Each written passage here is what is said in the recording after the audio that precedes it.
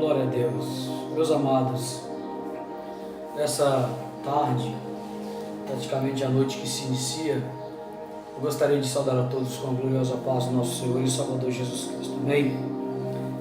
Eu estive ontem reencontrando um amigo, e ontem à noite ainda, na noite do dia 25, e ele perguntou-me acerca dos vídeos que já havia um tempo que eu não havia publicado. Eu já estava desejoso já há algum tempo, e então eu lhe prometi que hoje estaria fazendo um vídeo. Meu amigo Gilson, Deus abençoe você, sua esposa Miltiane e seus 3 filhos, em nome de Jesus, amém? Então eu quero aqui me aproveitar da oportunidade e trazer um raciocínio rápido aqui para a tua edificação, para o teu elevo espiritual. E esse texto está registrado em Mateus, capítulo de número 26, e por coincidência hoje é o dia 26 de 11 de 2018. Mateus capítulo de número 26, a Bíblia Sagrada vai nos dizer, eu quero ler convosco a partir do verso de número 7. Aproximou-se dele uma mulher com um vaso de alabastro, com um unguento muito precioso, e derramou sobre a sua cabeça, estando ele reclinado à mesa. Mas vendo isso, os seus discípulos indignaram-se, dizendo: qual o propósito desse desperdício? Pois este unguento poderia ter sido vendido por muito e dado aos pobres. Entendendo isto, Jesus lhes disse: por que afligis esta mulher? Pois ela fez uma boa obra para mim. Vou repetir isso aqui. Por que afligis a esta mulher? Pois ela fez uma boa obra para mim. Porquanto tendes os pobres sempre convosco, mas a mim nem sempre me tendes. Amém. Eu quero repetir convosco o verso 11, que será a base rápida desse vídeo. Porquanto tendes os pobres sempre convosco, mas a mim nem sempre tendes. O que eu acho interessante aqui para o nosso elevo espiritual é que esta mulher, uma mulher pecadora, eu não vou entrar nesses pormenores aqui, dessa diferença da mulher de Lucas 7 ou de João 11, de João 10, eu não vou entrar nesses menores aqui. Mas o que é interessante é que esta mulher está sendo afligida porque ela está fazendo um bem acerca da última hora de Cristo na terra. E eu acho interessante que esse contexto, ele vai trazer para nós algo que parece, ou que poderia ter colocado Jesus em descrédito. Por quê? Porque Jesus ele vai dizer que os pobres sempre houveram, é esta a conotação, sempre houveram, existiu no seu tempo, e que sempre haveriam de ter, mas que ele não, que eles não tinham, eles sempre tinham naquele momento, mas que nem sempre teriam personificadamente falando, corporalmente falando, a presença de Jesus. Ora, se eu sou alguém de influência na sociedade, se eu sou alguém que está formando uma doutrina, uma nova doutrina, ou se eu tenho seguidores, e eu sei que há uma catástrofe que está ocorrendo, que está acontecendo, uma desgraça, uma sorte de peste, enfim, e eu estou cônscio dessa situação. Se eu colocasse a minha pessoa acima disso e dissesse que eu tenho mais valor do que uma criança que está numa situação de lepra, numa situação de fome, numa situação de câncer, e eu dissesse que eu sou mais importante, outro sim, se eu afirmasse que eu tenho total noção de um sofrimento alheio, e eu dissesse, não se importe com isso, importe-se comigo, eu tenho certeza que naquele momento eu perderia muitos seguidores, eu perderia muitos admiradores, mas nós podemos entender, eu pude compreender um pouco melhor daquilo que Jesus estava falando. A princípio, a primeira coisa que Jesus está fazendo aqui nessa premissa é deixar bem claro, respondendo aos discípulos, respondendo aos seus patrícios que ali o seguiam, que na verdade ele estava totalmente consciente da situação que estas pessoas segregadas na sociedade, elas têm a sua desvantagem. Eu não sei ao seu ponto de vista, mas na verdade Jesus, ele está aqui deixando bem claro que ele é totalmente consciente desta situação. Talvez alguns vão ter como um ponto negativo, mas eu consigo ver como um ponto positivo a ideologia que Jesus está traçando aqui sobre a vida destas pessoas que estão numa situação de segregação social. A primeira vantagem que temos é que Jesus está cônscio da situação menos favorecida dessas pessoas. Outra coisa que Jesus vai deixar bem claro é que por mais que nós lutemos por um governo melhor, por uma situação melhor, ou por um tipo de caridade, ou de filantropia, ou qualquer tipo de ONGs que venham aparecer, na verdade, esses pobres sempre existiram, existem e sempre existirão. Talvez, eu estou falando para você que não vive na taxa da miséria. Talvez você que vai ver esse vídeo não vive numa situação subjugada financeiramente, mas talvez a tua emoção é subjugada. Talvez a tua família subjuga você. Talvez a igreja que você reúna não reconhece o teu talento, não reconhece a tua chamada, não reconhece o dom que há em ti.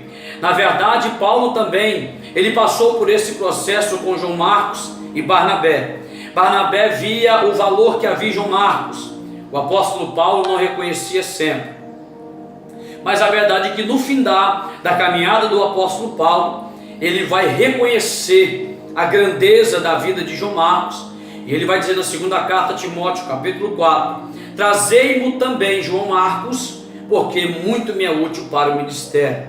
Houve no passado, existe no presente e haverá no futuro pessoas que sofrerão segregações emocionais, parentescas, financeiras, ministeriais, enfim, no teu trabalho, na tua vizinhança, sempre haverá uma segregação. O que me dói aqui no texto é imaginar que quem está dizendo é Jesus Cristo de Nazaré, o Filho do Deus vivo, a fonte de esperança, aquele que tem o poder de moldar e mudar todas as circunstâncias.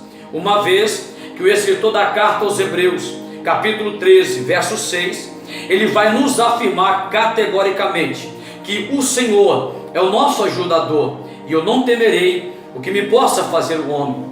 Talvez aos ouvidos mais atentos, talvez aos corações mais deleitosos naquele momento, quando ouviu Jesus soltar esta palavra, verbalizar esta verdade naquela mesa, naquele banquete, talvez disse: Jesus é carrasco, porque se ele veio resolver a solução da humanidade, porque Jesus deixou de acontecer ou de oferecer algo para os pobres, uma vez que Jesus tinha um ministério que era mantido pelas ajudas alheias de algumas mulheres e de alguns homens importantes daquela época. Eu vou te explicar para você poder ser edificado e entender aqui. Jesus, ele não está alheio à situação. Talvez as mentes mais pensantes dos dias atuais, os corações mais duvidosos, vai dizer: por que é que Jesus não faz causa ou justiça, por que não dizer, a causa da viúva? Por que é que Jesus não resolve a causa da família que está oprimida pelo desemprego? Por que é que Jesus não resolve o problema do crime? Por que é que Jesus não resolve esta crise que está implantada dentro da igreja existente nos dias atuais? Por que é que Jesus não resolve o problema do escândalo? Por que é que Jesus não resolve o problema das crianças? Por que é que Jesus não esvazia os viadutos embaixo das pontes? Eu vou te explicar para você entender, com uma simples parábola, e você vai entender nessa noite a palavra que Deus colocou no meu coração e que vai edificar a tua vida. Oh, glória a Deus, eu sinto a presença do Senhor. Exemplo: existia um rei e ele tinha um servo ministro muito importante. Este servo ministro, no intercurso das suas viagens que fazia, ele conheceu a verdade e ele entregou a sua vida a Cristo. Quando ele retorna para o seu rei ele agora vai dialogar com o seu Senhor e vai dizer: eu conheci a Jesus Cristo de Nazaré. E ele começa agora a pregar-lhe a verdade do Evangelho. Começa a pregar sobre o amor de Cristo. Começa a pregar sobre o poder que o amor do Evangelho produz. E ele começa agora a dissertar acerca do grande amor de Deus em salvar a humanidade. Não obstante a isso, o rei diz: olha, eu sou alguém que tem o poder. Se eu mandar, você faz. Se eu mandar, os servos farão. Sendo esse teu Cristo alguém tão poderoso, alguém que tem tanta grandeza, por que é que ele então, simplesmente como eu, não deu uma palavra e não salvou toda a humanidade, uma vez que a própria palavra do teu mestre diz que com uma palavra ele criou todas as coisas existentes? É uma boa pergunta, e eu tenho certeza que você talvez está perguntando a mesma coisa nos seus problemas. Se com uma palavra, Jesus pode mudar a minha e a tua história da noite para o dia. Uma palavra, Jesus resolve todos os nossos problemas. O servo, muito educadamente, e não tinha uma resposta hábil na hora para lhe responder, ele pede um dia de prazo, e ele vai até um carpinteiro, e pede que ele possa confeccionar um boneco de madeira. Posterior ao dia seguinte, ele vai retornar ao seu senhor, e havia uma espécie de viagem de barco a ser feita. Quando ele chega, o senhor do barco está navegando e ele está na praia. O servo está esperando com o boneco na praia. Quando o senhor observa de longe, esse boneco de madeira se assemelhava ao seu filho pequeno. E então, fingindo descuidar-se do boneco, ele deixa que aquele boneco caia na água, porque o servo estava num outro barco, melhor dizendo, e o senhor num outro barco. Então o seu senhor, o que ele vai fazer? Ele automaticamente, ele vai pular do barco e vai se lançar nas águas. E ele corre, quando ele abraça aquela criança, na verdade era um boneco de madeira, e ele volta para o barco, e o servo pergunta ele: olha, mestre, sendo o senhor tão poderoso, por que o senhor não disse para que eu pulasse na água e salvasse o teu filho? Ele disse: ora, é a questão do amor, foi automático. Quando eu vi que meu filho ia perder a vida, ia se afogar nessas águas, o amor falou mais alto, esqueci do poder do senhorio e pulei nas águas. Ele disse: assim é Deus. Deus podia dar uma palavra e salvar toda a humanidade, mas o seu amor falou mais alto. Então ele prefere ele mesmo ter se feito carne, oh glória a Deus, ter habitado entre nós, ter nos abraçado, viver entre nós, viver dentro de nós, ter uma comunhão conosco, para que nós pudéssemos entender que ele é tão amoroso e tão poderoso, que ele não ama somente de palavra, mas ele ama de atitude, oh glória a Deus. Então essa palavra fica para o teu coração. Talvez a gente entenda, por que Deus não dá uma palavra? Porque Jesus não dá uma palavra? É porque no intercurso da nossa vida, do nosso ministério, da nossa chamada, a gente vai provando nas quedas, nas dificuldades, nas rejeições, o verdadeiro amor de Cristo para com as nossas vidas. Eu quero liberar uma palavra sobre a tua vida hoje. Jesus poderia ter dado uma palavra para mudar a tua causa, para mudar a tua história, mas é nesse inteirinho da tua caminhada, no entreponto da tua marcha, desta vida que você exerce aqui nessa terra, Jesus está dizendo: eu sei que sempre haverá problema, mas o que importa é que eu esteja contigo, mostrando o meu amor, mostrando o meu cuidado, te dando um abraço, beijando você e mostrando que eu te dou livramento todo dia. Eu quero orar com você nesse momento, em nome de Jesus. Amado Deus, estas pessoas que vão, ó Pai, visualizar este vídeo, meu Deus, que eles possam compreender esta pequena parábola. A cada dia o Senhor tem pulado do barco da eternidade e tem vindo ao nosso encontro, assim como o Senhor fez na praia e foi até a pessoa de Pedro, que o restaurou e colocou de pé novamente.